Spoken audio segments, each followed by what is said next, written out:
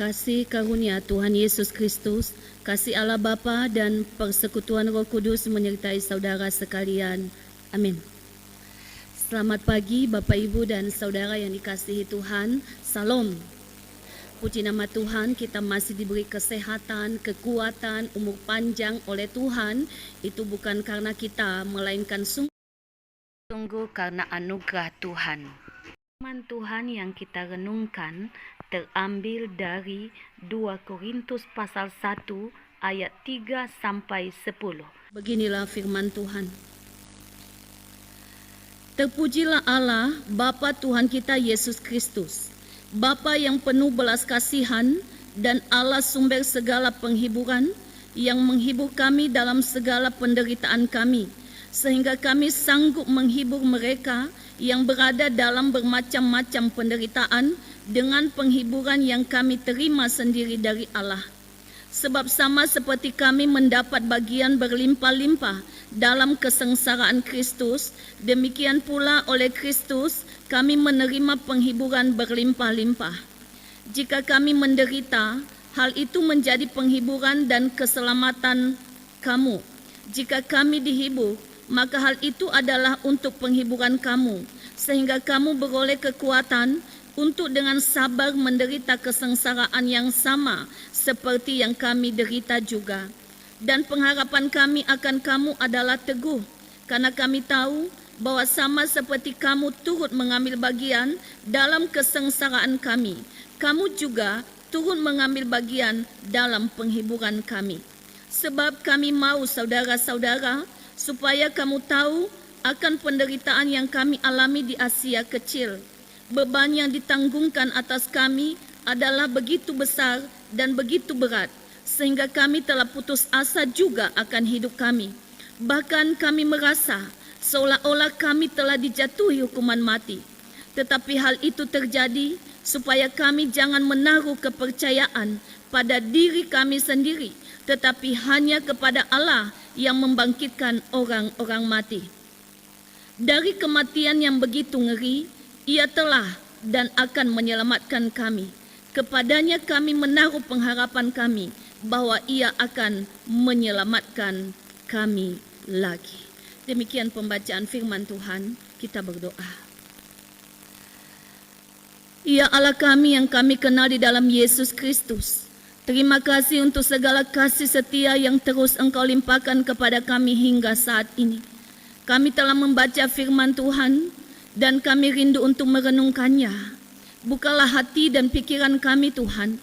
Biarlah Roh Kudus-Mu yang mengajarkan kami, memberikan kami hikmat kekuatan untuk memahami isi hati Tuhan, sehingga semakin hari kami semakin bertumbuh di dalam iman dan ketaatan kepada Tuhan Yesus Kristus. Berkatilah hamba-Mu yang sangat terbatas ini di dalam menyampaikan firman Tuhan. Dalam nama Tuhan Yesus kami sudah berdoa. Amin. Bapak, Ibu, dan saudara yang dikasihi Tuhan, di dalam hidup kita manusia ini ada yang namanya kebahagiaan dan ada juga yang namanya penderitaan atau kesukaran. Tetapi kadangkala banyak orang tidak mau mengalami yang namanya penderitaan. Mungkin termasuk kita. Karena penderitaan ini tidak enak. Banyak orang tidak mau sakit, tidak mau gagal, tidak mau kecewa, dan lain sebagainya. Karena itu tidak enak, dan itu adalah sebuah penderitaan. Dan yang paling banyak disukai orang adalah kebahagiaan. Kalau bisa sehat terus, usaha bagus terus, semua baik-baik saja. Tetapi nyatanya, Bapak, Ibu, dan saudara yang dikasihi Tuhan, di dalam kehidupan kita ini tidak selamanya bahagia dan tidak juga selamanya menderita. Di dalam hidup kita ini selalu silih berganti. Demikian juga yang dialami oleh Paulus di dalam pelayanannya kepada Tuhan. Ketika Paulus melakukan pelayanan kepada Tuhan, maka ada kalanya dia mengalami lebih banyak penderitaan daripada kebahagiaan. Lalu Bapak Ibu dan saudara yang dikasihi Tuhan, apakah karena banyaknya penderitaan ini, banyaknya kesukaran ini di dalam melayani Tuhan, lalu Paulus meninggalkan Tuhan? Apakah Paulus selalu meninggalkan pelayanan? Ternyata tidak, Bapak Ibu. Bahkan kita melihat bahwa di sepanjang hidup Paulus, dia terus setia dan taat kepada Tuhan. Walaupun begitu banyak kesukaran, walaupun begitu banyak penderitaan yang dialaminya di dalam pelayanan itu. Seperti apa sikap Paulus di dalam menghadapi setiap penderitaan yang datang kepadanya? Seperti apa sikapnya menghadapi setiap kesukaran yang dialaminya? Itulah yang diungkapkan Paulus di dalam suratnya ini kepada jemaat Tuhan yang ada di Korintus. Kalau kita melihat di dalam ayat 3, dia katakan begini. Terpujilah Allah, Bapa Tuhan kita Yesus Kristus, Bapa yang penuh belas kasihan dan Allah sumber segala penghiburan, yang menghibur kami dalam segala penderitaan kami, sehingga kami sanggup menghibur mereka yang berada dalam bermacam-macam penderitaan dengan penghiburan yang kami terima sendiri dari Allah. Apa yang dilakukan oleh Paulus? Di sini dia mengucap syukur kepada Tuhan. Paulus sudah banyak mengalami penderitaan bersama teman-temannya. Tetapi di dalam penderitaan ini dia bersyukur kepada Tuhan. Kenapa Paulus bisa bersyukur kepada Tuhan walaupun dia sudah banyak menderita? Karena apa Bapak Ibu? Karena dia menyadari yang menjadi sumber penghiburan, yang menjadi sumber kekuatan, yang menjadi sumber pertolongan di tengah-tengah penderitaan itu adalah Tuhan sendiri. Dia sudah mengalami ini.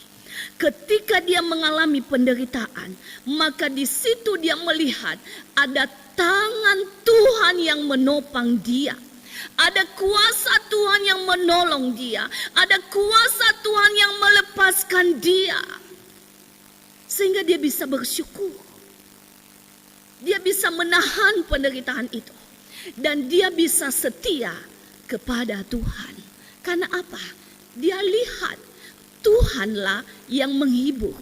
Tuhanlah yang menolong. Tuhanlah yang melepaskan. Ini sikap Paulus Bapak Ibu. Ketika penderitaan itu datang, ketika kesukaran itu datang, maka dia memandang kepada Tuhan. Ini juga satu pelajaran berharga kepada kita. Sering sekali ketika kita mengalami penderitaan, kita tidak memandang kepada Tuhan. Yang sering terjadi, kita terfokus kepada penderitaan itu. Kita terfokus kepada kesukaran itu. Sehingga kita tidak bisa bersyukur. Sehingga kita tidak bisa melihat bagaimana tangan Tuhan diulurkan untuk menopang kita. Sehingga kita tidak bisa melihat bagaimana tangan Tuhan mengangkat kita dari penderitaan itu. Karena apa? Fokus kita bukan kepada Tuhan. Tapi fokus kita kepada penderitaan itu. Fokus kita kepada kesukaran itu. Sehingga membuat kita tidak bisa merasakan penghiburan dari Tuhan. Membuat kita tidak bisa mengangkat wajah kita untuk bersyukur kepada Tuhan. Tapi hari ini Paulus mengajak kita. di tengah kesukaran yang dialaminya pun, di tengah penderitaan yang dialaminya pun, dia bisa bersyukur kepada Tuhan. Dia bisa melihat tangan Tuhan yang menolong dia. Dia bisa melihat cara Tuhan melepaskan dia. Karena di tengah penderitaan itu, dia berseru kepada Tuhan. Dia meminta tolong kepada Tuhan. Ketika dalam hidup ini juga, kita mengalami penderitaan. Karena iman kita kepada Tuhan. Kita sudah rajin ke gereja, kita masih sakit dan sakitnya tidak sembuh-sembuh. Kita sudah rajin berdoa, rajin bersekutu, toh usaha kita masih gagal, tidak maju-maju. Apa yang kita lakukan? Apakah kita akan bersungut-sungut? Apakah kita akan marah kepada Tuhan? Apakah kita akan meninggalkan Tuhan? Percuma Tuhan. Saya rajin ke gereja, saya rajin berdoa, saya rajin bersekutu. Toh penyakit saya tidak sembuh-sembuh sampai sekarang. Toh usaha saya gagal terus. Apakah seperti itu? Ataukah seperti Paulus, di tengah-tengah penderitaan yang ada, di tengah-tengah kesukaran yang ada, kita memandang kepada Tuhan. Engkau kekuatanku Tuhan, Engkau penghiburanku Tuhan, Engkau penolongku Tuhan. Saya bersyukur kepadamu. Bisakah seperti itu? Bapak, Ibu, dan saudara yang dikasihi Tuhan, Paulus melakukan ini. Sekalipun dia menderita, dia bisa bersyukur kepada Tuhan. Bagaimana dengan kita, Bapak, Ibu, dan saudara yang dikasihi Tuhan? Yang kedua, di dalam ayat 6, dia mengatakan begini. Mulai ayat 5. Sebab sama seperti kami mendapat bagian berlimpah-limpah dalam kesengsaraan Kristus, demikian pula oleh Kristus kami menerima penghiburan berlimpah-limpah. Jika kami menderita, hal itu menjadi penghiburan dan keselamatan kamu. Jika kami dihibur, maka hal itu adalah untuk penghiburan kamu, sehingga kamu beroleh kekuatan untuk dengan sabar menderita kesengsaraan yang sama seperti yang kami derita juga. Dan pengharapan kami akan kamu adalah teguh, karena kami tahu bahwa sama seperti kamu turun mengambil bagian dalam kesengsaraan kami, kamu juga turun mengambil bagian dalam penghiburan kami. Paulus mengatakan bahwa ketika penderitaan itu datang, ketika kesukaran itu datang, maka disitulah dia mengalami penghiburan dari Tuhan. Dan setelah dia mengalami penghiburan dari Tuhan, maka dia juga bisa menghibur jemaat Tuhan, menghibur orang lain, menghibur sesamanya yang juga mengalami penderitaan ataupun kesukaran. Karena dia sudah lebih dulu mengalami penghiburan dari Tuhan, maka dia akan menjadi berkat untuk menghibur orang lain juga yang sedang berada di dalam penderitaan. Sehingga orang lain ini pun juga bisa bersyukur kepada Tuhan. Bapak Ibu Saudara dikasihi Tuhan, ini yang Paulus katakan. Kalau dia belum mengalami penghiburan dari Tuhan, dia sulit untuk menghibur orang lain. Karena dia belum merasakannya. Tetapi karena dia sudah duluan mengalaminya, sudah duluan merasakannya, maka ketika ada rekannya yang mengalami penderitaan, dia bisa menghiburnya. Kuatlah teman, sabarlah teman. Ada Tuhan yang menolong, ada Tuhan yang menghibur. Bersyukurlah. Bapak Ibu Saudara yang dikasihi Tuhan, dia bisa menjadi berkat bagi orang lain. Karena dia sudah lebih dahulu mengalami penghiburan dari Tuhan. Dan dia bisa mengajak orang lain yang sedang berada di dalam penderitaan, yang sedang berada di dalam kesukaran, untuk selalu bersyukur kepada Tuhan di tengah-tengah kesukaran itu. Yang banyak terjadi Bapak Ibu, orang yang sedang menderita sulit untuk bersyukur. Orang yang sedang dalam kesukaran sulit untuk berdoa, sulit untuk datang kepada Tuhan. Karena apa? Hatinya rapuh.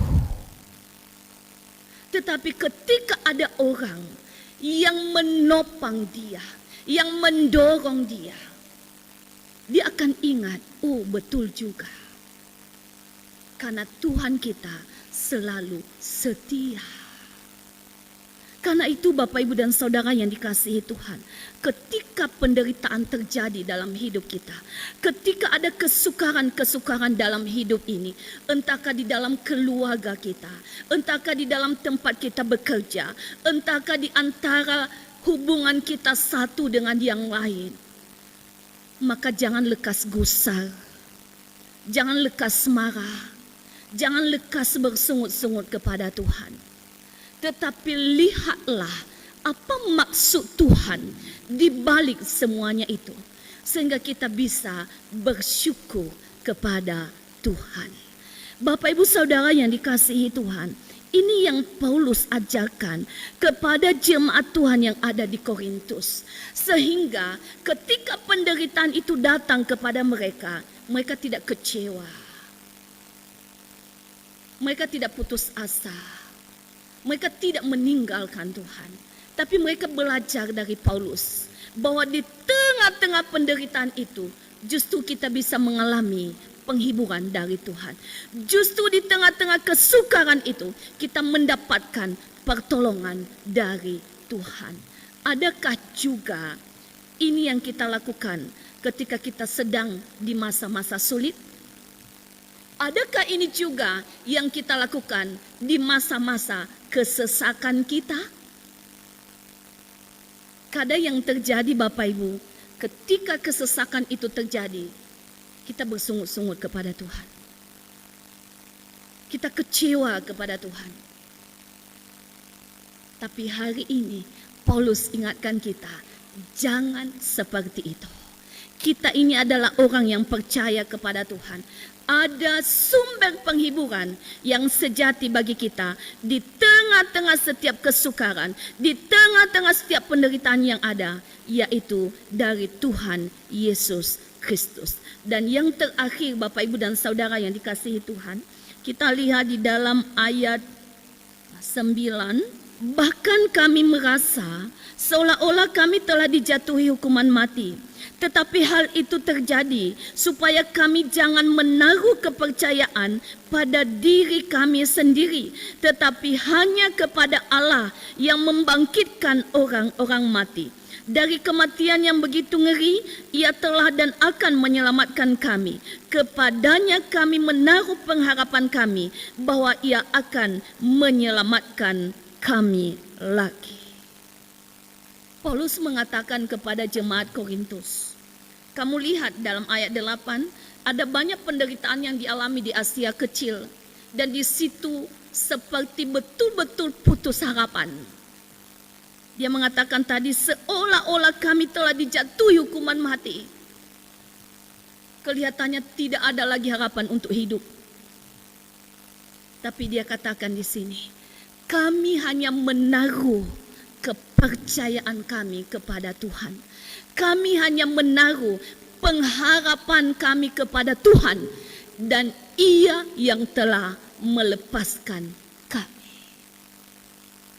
Di tengah-tengah penderitaan yang terjadi, di tengah-tengah kesesakan yang terjadi, mereka tidak menaruh harapan kepada kekuatan, kepada kepintaran, kepada kesalehannya, tetapi mereka menaruh pengharapan, kami percaya Tuhan, Engkau menolong kami. Kami percaya Tuhan, Engkau melepaskan kami. Hanya ini yang mereka lakukan. Dan Paulus katakan, mereka dilepaskan oleh Tuhan. Bapak, Ibu, Saudara yang dikasihi Tuhan, di tengah-tengah setiap penderitaan, Tuhan mengajak kita agar selalu berserah, berharap hanya kepada Tuhan saja. Kadangkala kita tidak sabar melakukan ini. Banyak kita temui di Nias ini, Bapak Ibu dan Saudara yang dikasihi Tuhan. Ketika orang sakit, sakitnya tidak kunjung sembuh. Kadangkala kita sulit menaruh kepercayaan kepada Tuhan. Kita sulit menaruh harapan kepada Tuhan. Maka yang sering kita lakukan, kita pergi ke dukun. Kita pergi kepada orang pintar yang kita anggap bisa menyembuhkan penyakit itu. Karena apa? Kita tidak bisa menaruh kepercayaan penuh kepada Tuhan. Kita tidak bisa menaruh harapan penuh kepada Tuhan.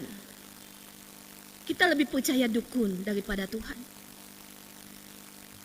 Paulus berbeda, Bapak Ibu. Dia mengatakan tadi seolah-olah kami telah dihukum mati. Tetapi kami menaruh kepercayaan kami kepada Tuhan. Kami menaruh harapan kami kepada Tuhan. Dan kepercayaan itu, harapan itu tidak sia-sia. Tuhan melepaskan mereka. Bapak, Ibu, dan Saudara yang dikasihi Tuhan, bagaimana dengan kita? Yang sering terjadi, hati kita ini mendua. Ketika jawaban dari penderitaan kita tidak segera kita terima, maka hati kita mulai bercabang. Kita mulai mencari cara lain bagaimana agar kesukaran ini teratasi. Dengan kekuatan kita kah? Dengan kepandaian kita kah? Paulus tidak demikian. Dia hanya menaruh kepercayaan, hanya menaruh harapan kepada Tuhan saja. Bisa enggak kita orang percaya seperti itu? Bapak Ibu Saudara yang dikasihi Tuhan, ada seorang anak perempuan, dia berkeluarga, lalu dia mengalami banyak masalah di dalam kehidupannya. Suatu saat dia datang kepada ayahnya, lalu dia mengatakan, saya tidak sanggup lagi, ayah. Saya menyerah. Penderitaan yang satu belum selesai, sudah datang yang satu. Yang satu ini baru aja selesai, datang lagi yang satu. Saya lelah, saya capek, saya menyerah. Lalu ayahnya bilang, ayahnya ini seorang koki, Bapak Ibu. Lalu dia mengatakan, ayo kita ke dapur. Lalu di dapur itu, ayahnya mengambil 3 panci. Di panci itu dia memasukkan air, lalu menghidupkan api. Di panci pertama, dia memasukkan wortel. Di panci kedua, dia memasukkan telur. Dan di panci ketiga, dia memasukkan biji kopi. Lalu, dia hidupkan api, dibiarkan mendidih. Setelah mendidih, dia angkat semua. Lalu dia mengatakan kepada anaknya, mendekatlah. Apa yang kamu lihat? Dia mengatakan, saya melihat wortel, saya melihat telur, dan saya melihat kopi. Ayahnya bilang, kamu tahu tidak, wortel, telur, dan kopi ini sama-sama mengalami penderitaan. Mereka sama-sama mendidih, dididihkan. Itulah penderitaannya. Tetapi reaksi mereka berbeda. Wortel ini sebelum mengalami penderitaan, sebelum dididihkan, dia ini keras. Tapi setelah dididihkan, dia menjadi lembek. Telur ini sebelum dididihkan, tadinya lembek. Tetapi setelah dididihkan, dia menjadi keras. Tapi biji kopi ini, sebelum dia dididihkan, dia memang keras. Tetapi setelah dia dididihkan, dia tidak menjadi lembek dan keras. Tetapi dia membuat air yang mendidihkannya menjadi wangi. Lalu anaknya bingung, ini untuk apa ayah? Lalu ayahnya bilang, begitulah reaksi kita dalam hidup ini. di dalam menghadapi penderitaan. Begitulah reaksi kita di dalam menghadapi kesukaran. Yang pertama, orang yang kelihatannya tadi kuat seperti wortel. Kelihatan sepertinya ketika terjadi sesuatu dia kuat. Tapi ternyata ketika dia mengalami penderitaan, dia menjadi orang yang mudah kecewa. Dia menjadi orang yang mudah putus asa. Dia menjadi orang yang bersungut-sungut. Lalu telur, orang yang tadinya taat, penurut, rajin beribadah, tapi ketika mengalami penderitaan, dia marah kepada Tuhan. Dia tinggalkan gereja, dia tinggalkan persekutuan, dia tinggalkan pembacaan Alkitab. Dia marah kepada Tuhan. Tetapi bagaimana dengan biji kopi? Biji kopi ini menjadikan penderitaan itu, menjadikan kesukaran itu sebagai kesempatan untuk menyaksikan kasih Tuhan sehingga berbau wangi. Dia menyaksikan bagaimana Tuhan menolong dalam penderitaan. Dia menyaksikan bagaimana penghiburan Tuhan terjadi kepadanya. Dia menyaksikan bagaimana tangan Tuhan menopang dia. Itulah yang disaksikannya sehingga keharumannya tercium. Dia mengatakan kepada anaknya, "Kamu seperti apa?" Bapak Ibu Saudara dikasihi Tuhan, kita juga seperti itu. Di dalam hidup ini pasti ada kesesakan kita, ada kesukaran, ada penderitaan. Tapi bagaimana reaksi kita? Bagaimana cara kita menyikapinya? Mari kita belajar dari Paulus. Kita yakin bahwa sumber penghiburan kita, sumber pertolongan kita, sumber kekuatan kita di tengah-tengah kesukaran yang ada adalah Tuhan Yesus sendiri. Yang menjadi ayat hafalan kepada kita ayat 3. Terpujilah Allah, Bapa Tuhan kita Yesus Kristus, Bapa yang penuh belas kasihan dan Allah sumber segala penghiburan. Kita sama-sama 3 ya. Terpujilah Allah, Bapa Tuhan kita Yesus Kristus, Bapa yang penuh belas kasihan dan Allah sumber segala penghiburan. Tuhan Yesus memberkati, kita berdoa.